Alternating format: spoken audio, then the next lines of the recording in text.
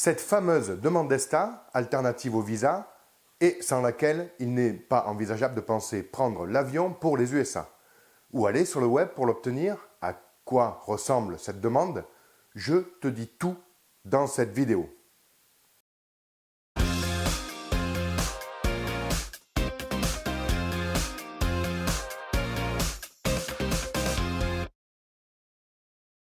Tout d'abord, il te faut aller sur le bon site, l'officiel, celui de l'US Customs and Border Protection. Attention, il y en a plein d'autres, mais qui sont des prestataires qui vont appliquer une commission. Et honnêtement, ce n'est pas nécessaire. L'ESTA est une demande assez facile à faire et je te montre ça tout de suite, en entier et pas à pas.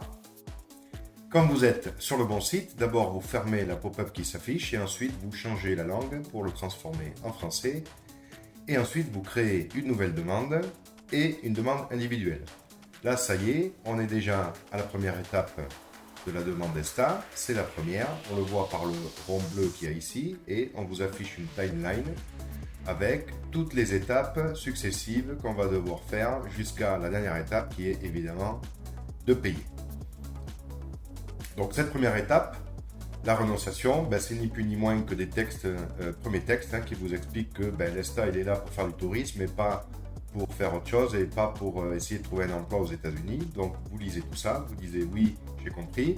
Ensuite, vous avez un deuxième texte qui s'appelle The Travel Promotion Act of 2009 qui vous explique un petit peu qu'ils ont décidé de faire payer l'ESTA et quelle est la ventilation des coûts. Bon, vous lisez tout ça, vous cliquez sur oui, j'ai compris et vous cliquez sur suivant. Là, on arrive du coup à la deuxième étape, on le voit ici que la timeline a évolué et donc on vous demande de télécharger votre passeport. Donc attention, vous allez devoir scanner le passeport et le transformer en image. Je dis bien en image parce que la première fois, moi je l'avais fait en version PDF et quand j'ai voulu télécharger le PDF, il n'a pas voulu le prendre. Donc attention, c'est bien en image, c'est marqué ici là, qu'il faut bien le scanner pour pouvoir ensuite véritablement le télécharger parce qu'il va reconnaître les données. Donc il a besoin d'une image. Donc là, bon, moi je ne vais pas le faire, mais en gros vous cliquerez sur télécharger le passeport.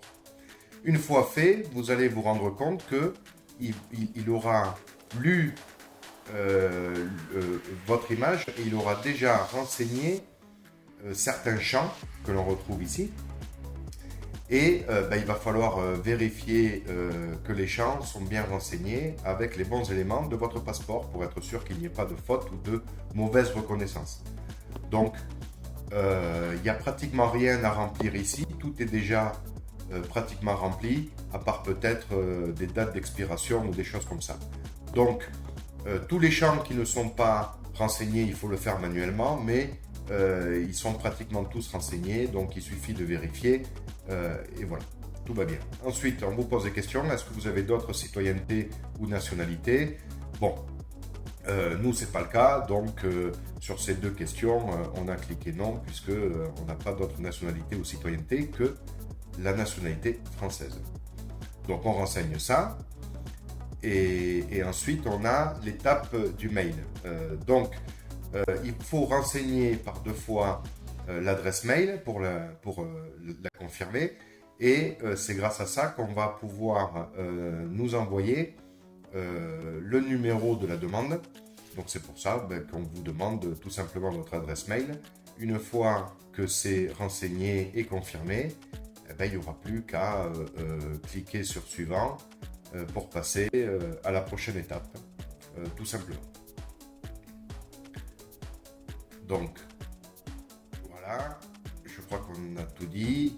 On peut passer à l'étape suivante. Alors, là, on est déjà à la troisième étape. Mais en fin de compte, entre-temps, ce qu'il s'est passé, c'est qu'il nous a montré des pop-up avec chaque donnée de notre passeport pour nous demander si c'est bon.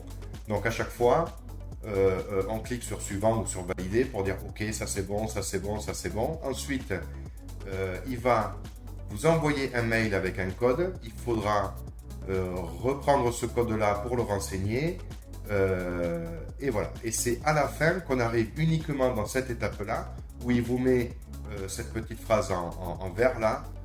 C'est OK, l'adresse email a été vérifiée.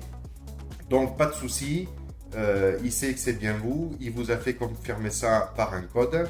Et donc, il vous a donné aussi le numéro de la demande. Donc là, sur cette étape-là, maintenant, il faut pouvoir renseigner nos coordonnées, donc c'est-à-dire notre adresse, numéro de téléphone et tout ça, et tout ce qui est médias sociaux. Est-ce que vous êtes présent sur les réseaux sociaux? Bon, ben nous, on a cliqué sur, ben voilà, je n'ai pas de présence en ligne. Et ensuite, on vous demande adhésion GE Nexus Entry. Bon, ben ça, je ne sais même pas ce que c'est. Donc, ça veut dire que j'adhère pas, donc non. Et enfin, on vous demande un petit peu le nom de famille et le prénom des parents, donc du père et de la mère. Bon, ben voilà, on renseigne ça. Et ensuite, on vous demande, enfin, alors oui, alors pour les parents, alors que ce soit ce champ-là ou d'autres champs, si vous restez sur le champ, on vous donne des explications complémentaires pour vous aider à bien remplir chaque champ. Donc voilà, ben là par exemple, vous avez cette bulle qui apparaît et ça c'est pareil dans tous les champs. Enfin, vous avez le renseignement sur l'emploi. Bon, ben là, vous cliquez sur non ou sur oui. Si vous cliquez sur non, il ne se passe rien. Si vous cliquez sur oui, ben, vous avez d'autres champs qui apparaissent pour renseigner votre employeur, son adresse, sa ville et tout ça. Bon, voilà, nous, là, dans notre cas, on dit qu'on n'a pas d'emploi et donc on clique sur non. Mais si c'était oui, ben, il faudrait renseigner les autres champs qui apparaissent. Une fois que tout ça c'est fait, eh ben, on va pouvoir encore une fois cliquer sur suivant et c'est ce que l'on fait maintenant. Maintenant, on a le renseignement sur le voyage. Alors là, on va vous demander ben, si votre voyage aux États-Unis est juste une étape pour aller vers notre pays. Ben nous, non, c'est pas le cas. On veut aller aux États-Unis pour rester aux États-Unis, donc ce n'est pas un transit, donc on clique sur non. Et ensuite, on va vous demander le renseignement sur le point de contact aux États-Unis. Alors nous, on ne connaît personne aux États-Unis, donc dans ces cas-là, on va renseigner le nom enfin l'emplacement et les coordonnées du premier hôtel. D'ailleurs, quand on clique ici, enfin quand on survole ici et qu'on a une bulle qui apparaît, c'est ce qu'ils nous disent. Hein. Ils nous disent que ben, si on n'a pas de contact, pas de problème. Hein. Il suffit de mettre les coordonnées et l'adresse de premier hôtel où on va être hébergé quand on arrive aux États-Unis. Et donc, nous, dans le cas d'un road trip, ben, c'est exactement ça.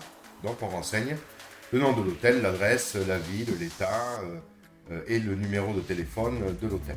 Alors, il est bien évident que il faut déjà à peu près connaître l'hôtel concerné. C'est pas forcément évident, mais bon, voilà.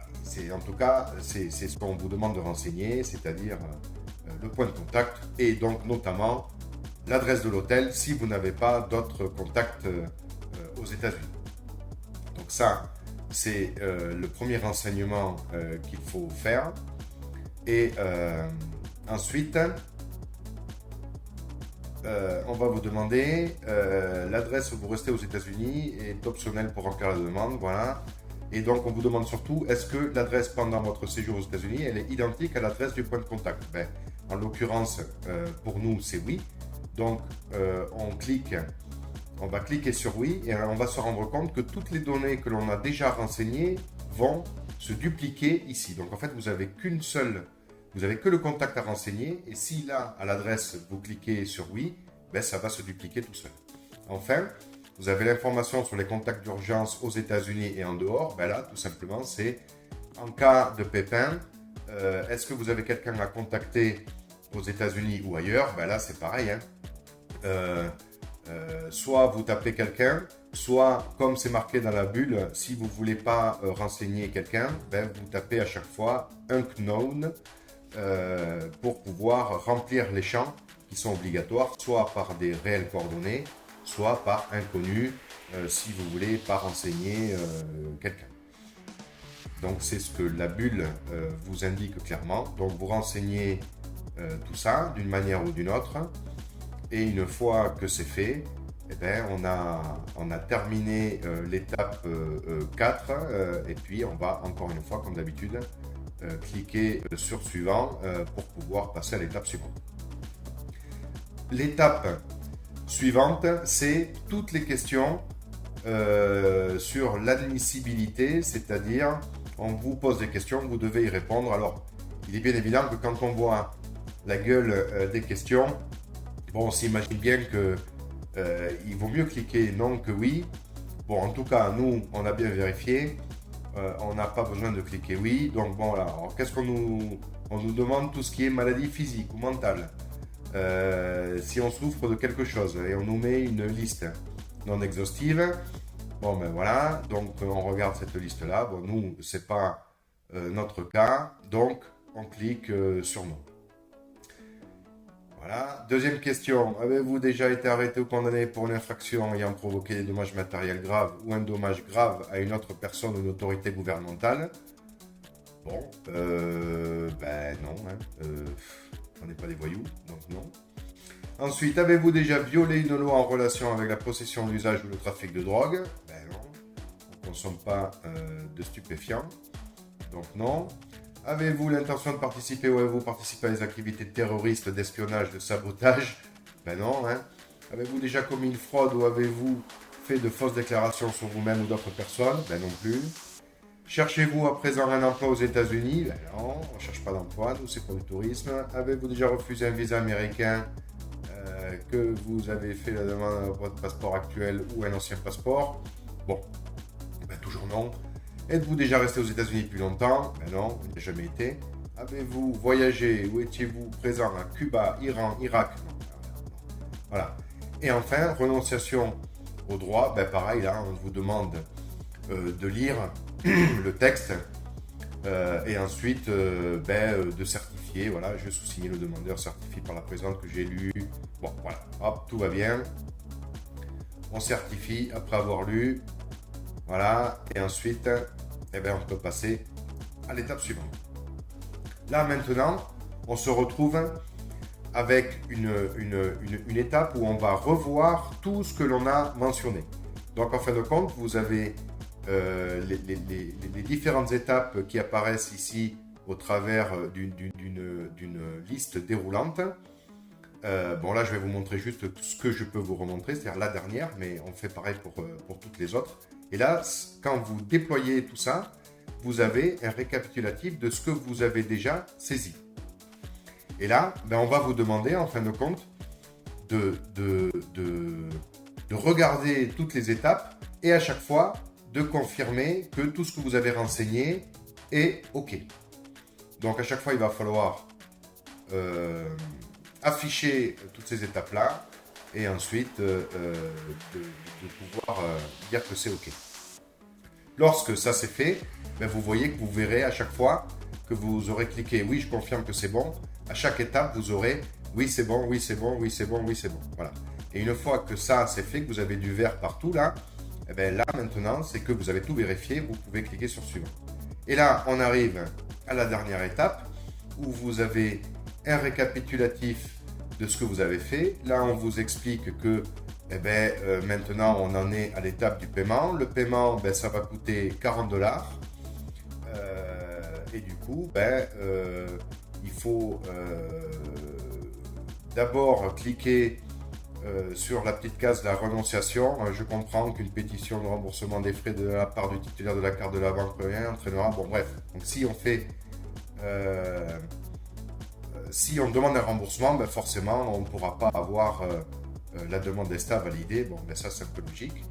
Donc, voilà, hein, on clique sur renonciation et ensuite, on va pouvoir cliquer sur payer maintenant pour procéder au paiement. Et là, on renseigne toutes les données de la carte de crédit et ensuite, on peut payer. Une fois que c'est fait, le paiement est en cours de traitement.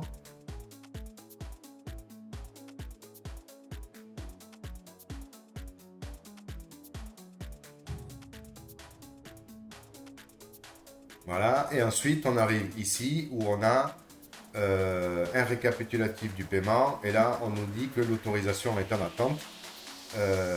Et donc ben, il va falloir revenir pour vérifier si l'autorisation elle est passée du statut de en attente à statut ben, validé, que la demande ESTA est validée. Donc là pour l'instant on le voit bien, hein, on a un récapitulatif et on est une autorisation en attente. On revient sur la page et on vérifie le statut individuel. Pour ce faire, il va falloir, on vous demande des informations, c'est-à-dire sélectionner le numéro de passeport, le jour et le mois et l'année de naissance, et ensuite le numéro de la demande qui vous a été transmis par mail et que vous avez dans le récapitulatif de la demande. Et une fois que vous avez sélectionné tout ça, vous cliquez sur récupérer la demande, et là, vous allez retrouver la page que vous aviez tout à l'heure. Cette fois-ci, vous retombez du coup sur la synthèse que vous aviez tout à l'heure, mais dans le statut, vous aviez autorisation en attente. Maintenant, vous avez autorisation approuvée. Donc, ça veut dire que votre demande ESTA a bien été validée. Il vous suffit maintenant de pouvoir imprimer ça et de le mettre dans votre dossier pour partir aux États-Unis. Voilà, c'est terminé. Vous avez vu les 7 étapes pas à pas pour faire une demande ESTA. J'espère que cette vidéo vous aura servi à quelque chose et puis on se retrouve bientôt pour de nouvelles explications.